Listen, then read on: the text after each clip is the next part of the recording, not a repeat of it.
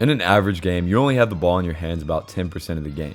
But if you're able to be effective even when you don't have the ball, you become that much more valuable. Off-ball movement is a skill.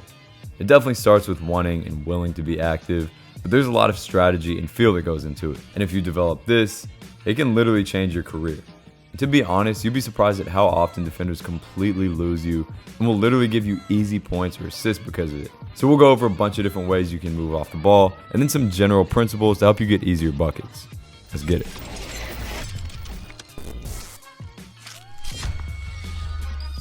So first are baseline cuts. These are easiest when the ball is being driven from up top and when you're weak side of the floor like this. If you think about it, defenders are taught to see both ball and man, which with this angle is almost impossible to do at once.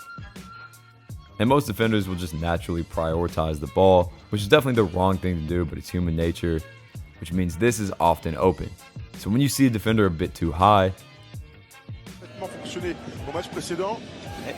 or you see this defender get distracted by going and helping, that burst to the rim can be an easy 2 points. This can come from the strong side too though, especially if this player gets an advantage and draws this defender. We'll talk about that later. Next are 45 cuts, or cuts from the wing, or 45, which are best in the opposite situation, when your teammates get to the baseline, and defenders must turn this way to see the ball. Like watch here, everyone on the court pretty much is watching the ball. So this has to be a cut every single time. Calates.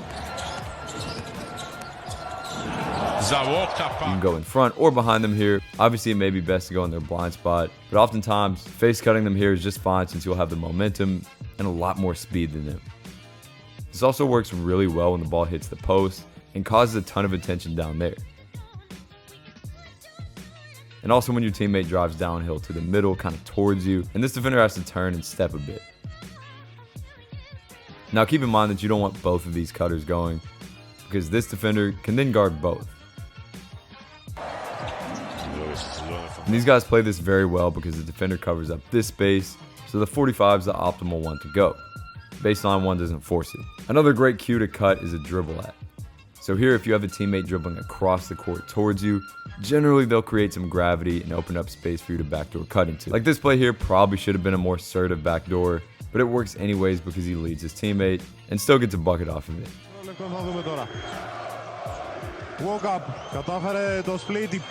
Fake ups are also great, where you're acting like you're popping to catch the ball, kind of baiting them into thinking that they can get a steal, and then going with a super hard cut backdoor. Of course, you and your teammate probably should be on the same page here, but if it works, it's a great fake to get open on a cut, and especially works well later in games when defenders get tired or when you have an aggressive defender on you. Then off of any of these cuts, secondary cuts are elite. In other words, yes, the first cut can most times create a basket, but as a player catches on the cut, most defenders panic and completely collapse, which means a secondary cut is often very open like you see here. And if you can time this up perfectly, it's an easy bucket with great momentum into it.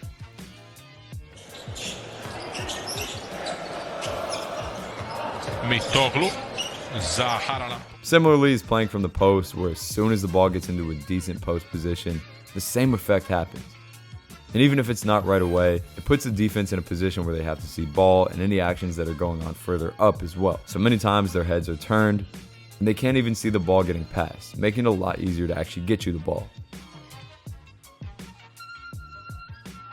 Another easy situation to cut in is right after you pass the ball, so give and go. This one is of course a classic, but works so well simply because right after the pass, most defenders will slightly turn and relax, which means it's much easier to cut effectively.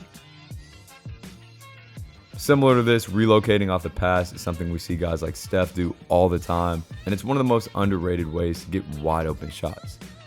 Again, Steph lets the ball go on a pass, the defender relaxes literally on the best shooter of all time, so it'll probably happen to you too, and he either sprints to space or gets a nice exit screen for an easy bucket. So anytime you drive and create some chaos in the defense and kick, look for space to get to a nice relocation shot. But sometimes passing and staying works just as well. Usually passing and then cutting and relocating is the best option, but there are times where once you pass, the defenders will then shift into help. And if you find yourself a nice pocket of space to get into a good scoring position, that's probably the best option. So here, instead of running into someone's space, he's just being patient and waiting a second for a drive and dump off. And as you can see, he's slightly adjusting his position to be in a better place to catch away from his defender. Now, in terms of screens, one of the best ways to get open off the ball is setting elite screens.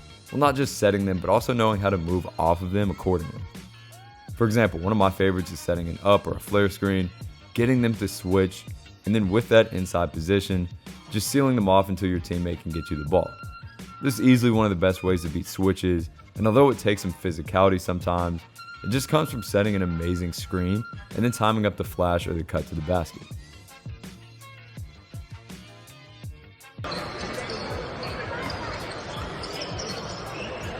Similarly, when defenders switch those screens, a slip is a hell of an option too. Many times on off-ball screens, these defenders don't communicate to switch under, and this flash to the bucket or slip is very open. Or they'll both run to the teammate you're screening for simply because they're worried about them getting a shot, when you actually may be just as dangerous. Će žuriti Kalates. I Papa Nicolau ostao na zice. And then finally, screening-wise, are ghost screens, where rather than going to set a ball screen, you fake it and sprint out into space. This is either going to open up a driving lane for your teammate due to miscommunication, or get you open for the same reason. This one's my go-to for sure. Now, a couple conceptual things to note about moving off ball. First off, constantly be monitoring throughout the game for when you have an inside position. There will be times where defenders are sleeping, or just don't expect your teammate to be looking, where they give you inside position closer to the rim. I see so many players that get this and don't even realize it, so it's definitely something to be on the lookout for. Next, realize that you may not always get the ball in the first pass, but continue to cut to open up what we call a hockey assist, or in other words, a pass to an assist. Sometimes you're open, but this guy just can't get you the ball, and instead of complaining that you didn't, keep the cut going and be ready for this guy to have a better angle to get you the rock. And as a ball handler, look for this. Another big point here is looking to find 2v1 situations and attacking those. It's much easier to cut when you have one defender monitoring two, so if you realize here that your teammate catches it on a short roll, for example, well, it's a 2v1 and that cut becomes a lot easier. And lastly, realize that sometimes even if you don't get the ball or get open on a cut, cutting can collapse defenders and create gravity towards you, which may open up a skip pass or something else on the next layer of defense. I call these cut assists. Times where you may not score or even get the ball, but simply because you cut, it opens up a bucket for other teammates. Now, once you do get the rock on these cuts, it's not always an easy bucket. And that's where finishing adaptability, comfort through contact, and spatial awareness come in. But that's a conversation for another time. So go out, try to apply these things every time you play, and continue to study players who are really good at these things. If you're able to develop this skill, trust me, it can change your game.